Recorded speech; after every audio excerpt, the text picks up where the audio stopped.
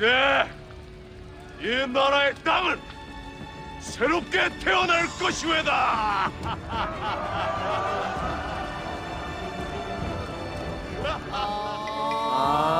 무슨 문제인지 알겠죠? 네. 느낌 와죠? 느낌 와죠? 예, 완전 왔어요. 도현 씨.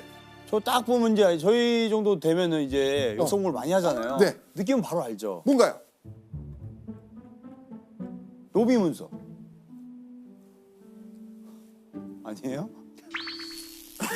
너무 당황하셨어. 노비 문서 아니에요? 아니 노비 문서 아니에요? 딱 봐 노비 문서 태워가지고 평등하게 한다 이거 아니에요? 느낌은 좋았지만 아닙니다. 아 그래요?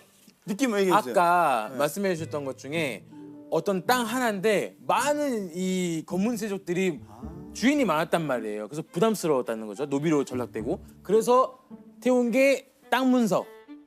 정답. 바로 정도전이 태운 것은요. 권문세족과 고려의 지배층이 불법적으로 모은 토지를 조목조목 적어둔 토지 문서였습니다. 토지 문서를 태우면요. 땅의 주인을 증명할 길이 없어지고 그러니까 권문세족은 땅을 잃게 되는 겁니다. 정도전은요. 이 땅을 국가가 관리해야 한다고 생각했습니다. 자, 그리고 이 땅을 백성 수만큼 나눈 다음에 경작권을 나눠줘야 된다라고 주장을 했던 것이죠. 자, 이전과 비교해서는 어떤 것 같습니까? 지금 백성들 입장에서는요. 너무 좋죠. 너무 좋죠. 너무 좋죠. 지금요. 백성들은 정말 좋은 제도입니다. 그런데 이게 지금 이런 것들을 밀어붙이면 다 그렇게 하시죠. 그럴까요? 반발 있죠. 어우, 가진 사람들은 반발하죠. 맞습니다.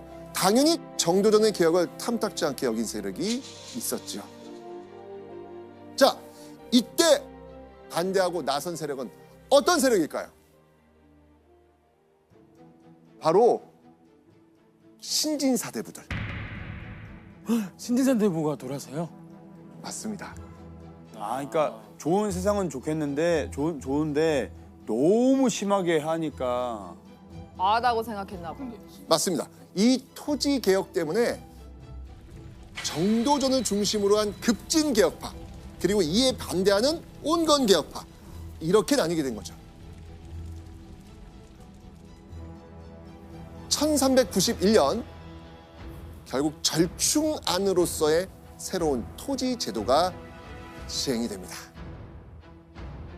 자, 여기서 짚어보는 별점 체크 포인트 이겁니다.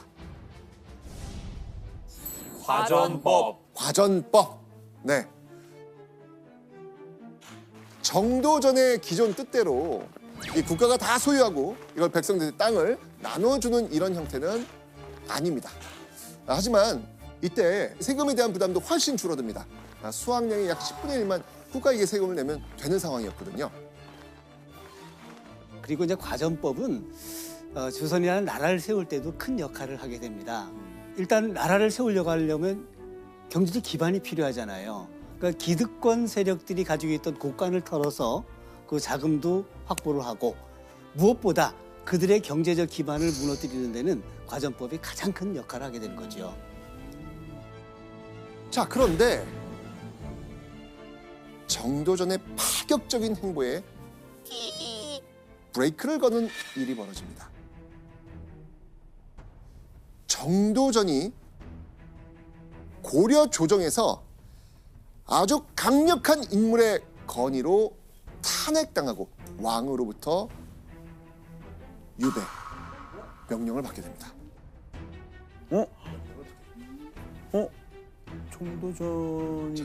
정도전을 탄핵시키고 유배 보낸 인물 누구였을까요?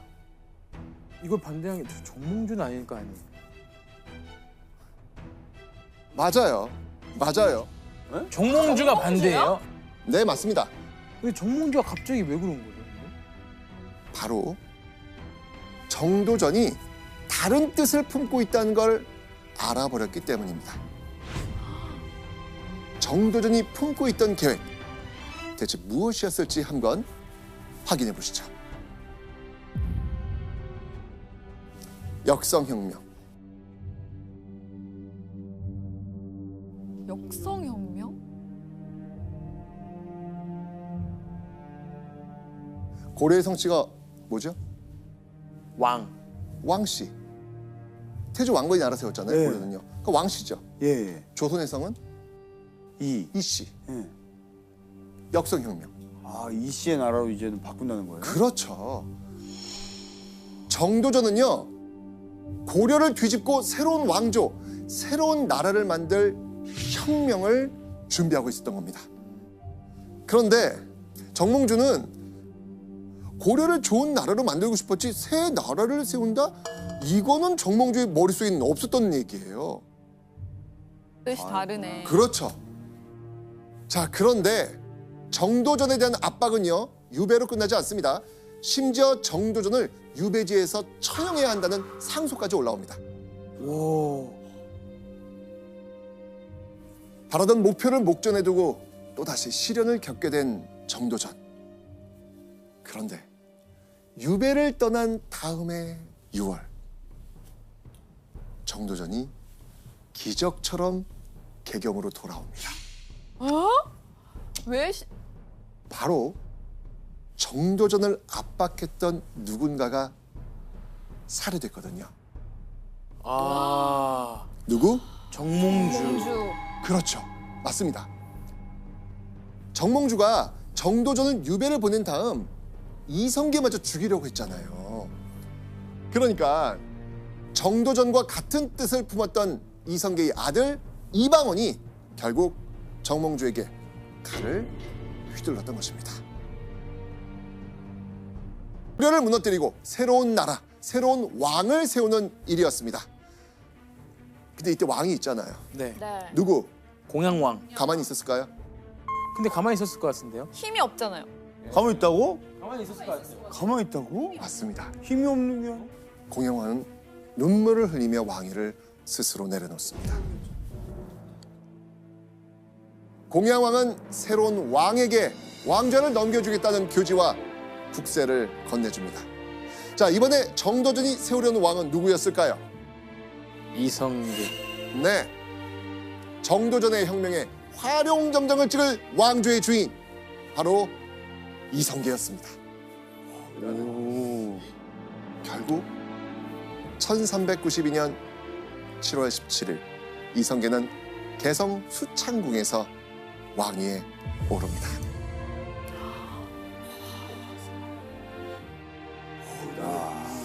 자, 이렇게 475년 동안 한반도를 지배한 나라 고려의 시대가 저물고 새로운 나라 조선이 이렇게 역사의 장을 열게 되는 것이죠.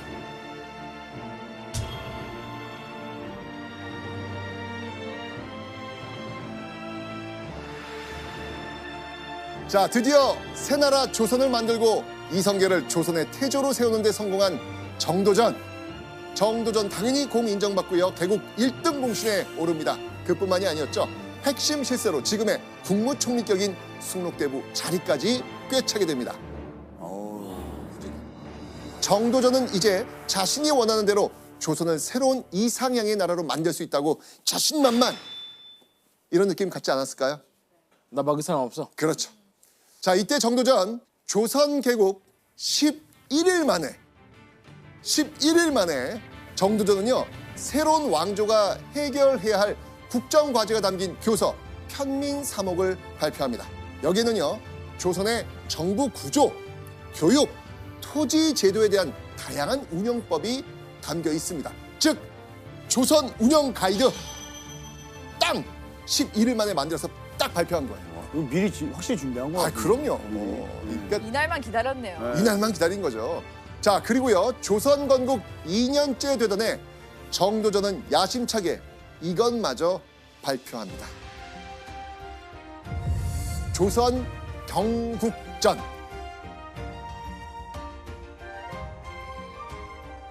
바로 조선 최초의 헌법 조선 경국전을 발표합니다.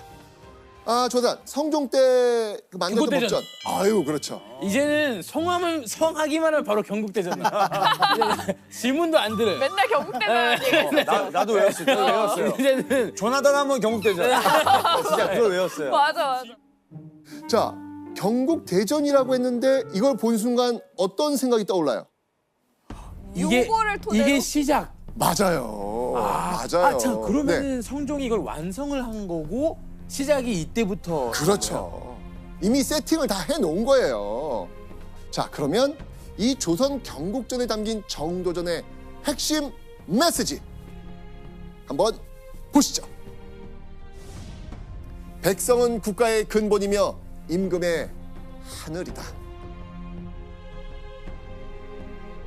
보통 왕조 국가에서 근본, 하늘 이거 칭할 수 있는 존재는 누군가요? 왕이라고. 왕이잖아요. 왕인데 그런데 정도전은 올바른 정치란 백성을 위하고 사랑하고 존중하고 또한 백성을 기르며 편안하게 하는 것, 이것이 바로 올바른 정치라고 판단했던 것이죠. 지금 대한민국 헌법이랑 비슷한. 그렇죠. 네. 많이 비슷하죠. 네. 자, 그렇게 이성계는 이 조선 경국전을 자손 대대로 거울로 삼아 본받으라 라고 합니다. 서로에게 정말 무한 신뢰를 보내고 있었던 정도전과 이성계. 자, 그런데요.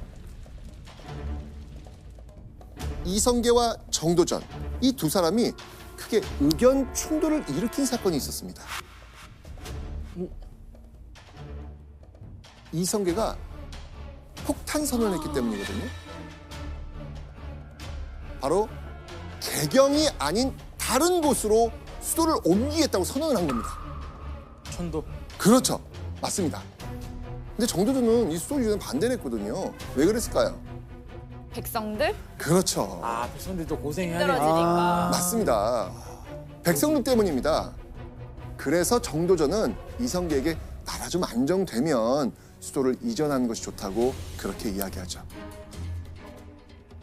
자, 그런데 이성계는 계속해서 아니다, 천도하겠다라고 밀어붙입니다.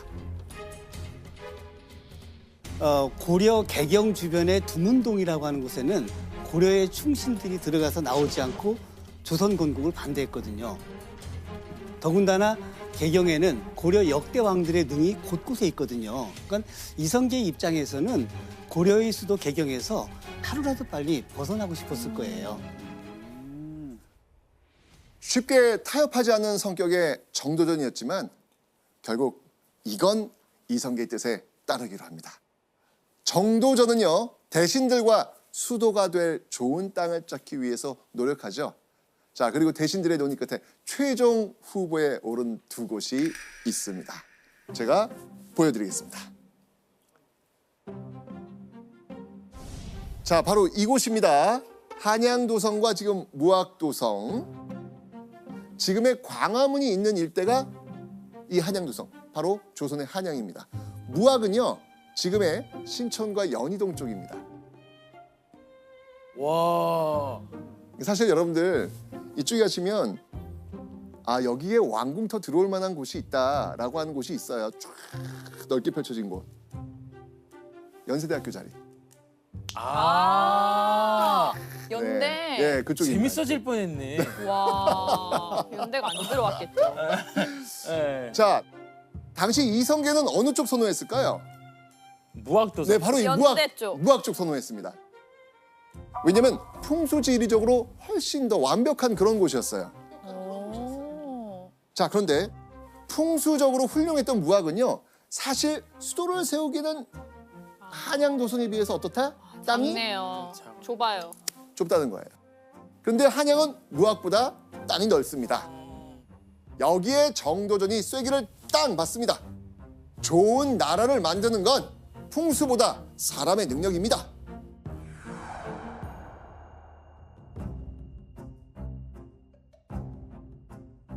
그래서 수도로서 효율적인 이 한양을 추천한 거죠.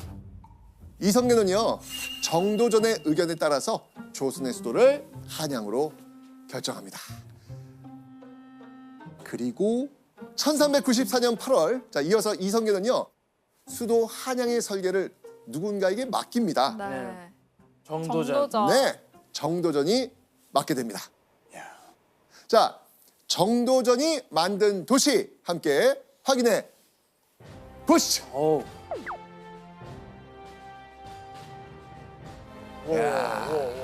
하나하나 했겠다. 맞네. 그렇죠. 하나하나. 네. 경복. 없고.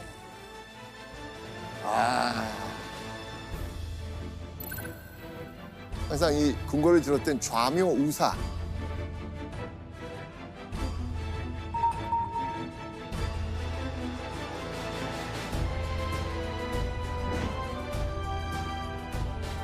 여기 이제 종로. 진짜 다 새롭게 건설한. 그럼요. 이거 지금도 우리가 쓰고 있잖아요. 지금.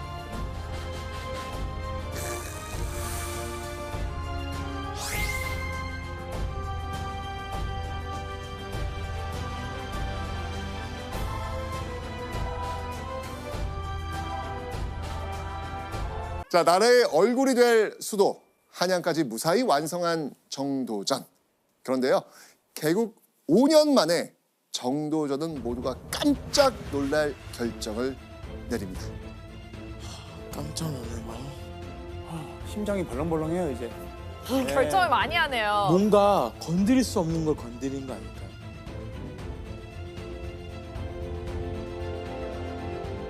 대체 그 많은 군사들을 들어주고 뭘 하려는 거요? 어디 한번 드러나 봅시다. 요동을 청벌할 겁니다. 뭐요?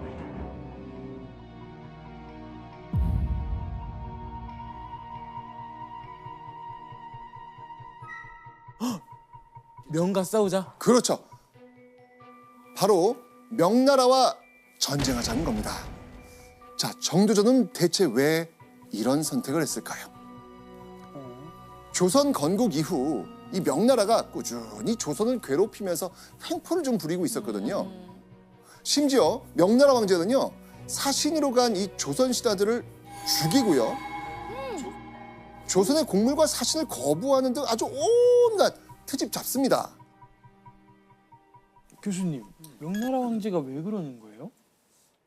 정도전의 주도로 조선의 국경에서 군사훈련을 자주 했는데 그게 문제가 됩니다.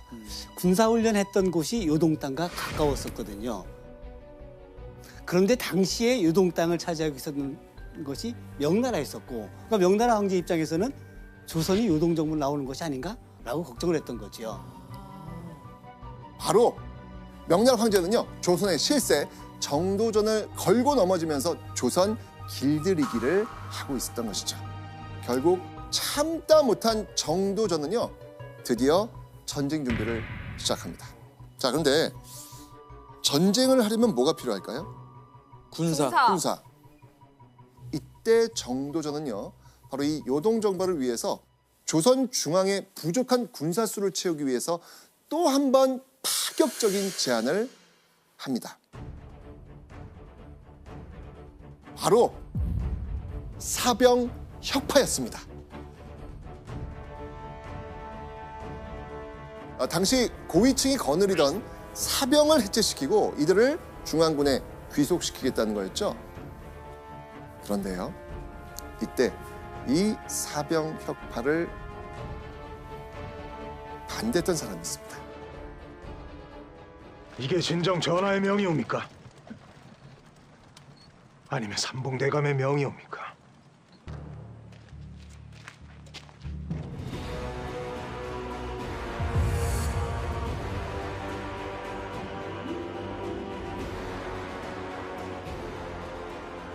당시 이방원은요, 공친 책봉도 되지 않았고 후계자에서도 밀려났고 심지어 중앙정계에서도 외면받고 있는 외톨이 신세였죠. 그런데 이런 상황에서 정도전이 사병 혁파를 꺼낸 겁니다. 어떻게 보면 자기가 왕자라는 어떻게 보면 마지막 어떤 특권인 거잖아요. 이것마저 없앤다고? 그럼 나는 이제 아무것도 아니게 될 것 같아서 되게 이거를 더 예민하게 받아들였을 것 같아요. 그렇죠. 사병까지 모두 뺏기면 정말 죽임을 당할 수 있겠구나 라고 생각할 수 있잖아요. 그렇죠. 그죠? 정도전을 향한 불신과 불만이 극에 달한 이방원은 사병 혁파에 적극 반대하고 나섭니다. 하지만 그럼에도 불구하고요, 정도전은요, 이성계에게서 권한 위임받았고요, 사병 혁파 밀어붙입니다.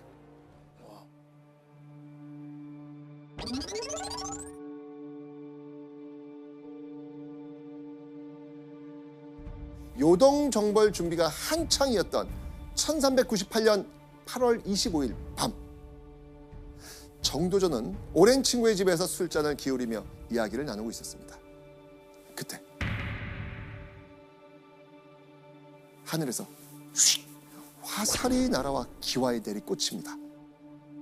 그리고 집 근처에 큰 불이 번지고 사람들의 비명이 들립니다. 심상치 않은 분위기를 감지한 정도전은요, 재빨리 몸을 피해서 이웃집으로 숨어듭니다. 한밤중에 일어난 이 소란한 사태, 늦은 밤 불시에 정도전을 습격한 사람, 바로 이성계의 아들 이방원이었습니다. 자, 왕자의 난을 일으킨 이방원은요, 결국 정도전을 자기 앞에 데려옵니다. 끌려 나온 정도전, 그 목을 그 자리에서 베어버립니다. 맞아. 네, 목을 베었어요.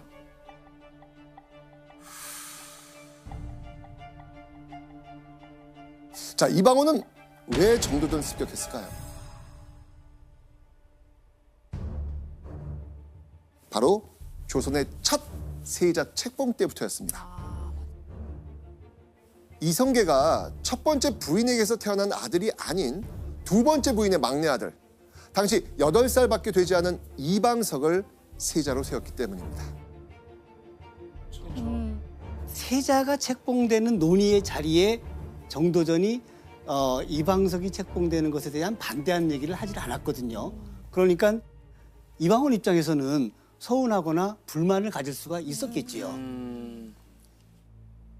이방원에 의해 어린 세자를 앞세워 권력을 탐했다는 역적으로 몰리면서 결국 목이 잘리고 말았습니다. 정도전의 죽음 이후 조선은 큰 변화를 겪습니다. 이성계가 왕위 자리에서 물러나지요. 정도전의 죽음으로 이성계 시대도 막을 내린 겁니다.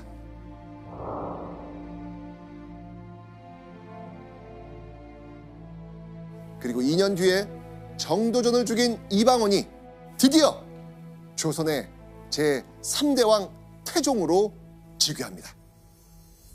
이방원은요, 정도전의 집을 없애고요, 그 위에 말을 기르는 관청을 만들어 버립니다. 그리고 이방원은 정도전이 만든 궁, 어느 궁이죠? 경복궁. 경복궁. 여기서 머물지 않고요, 새로운 궁 창덕궁을 만들면서 그곳에 머뭅니다.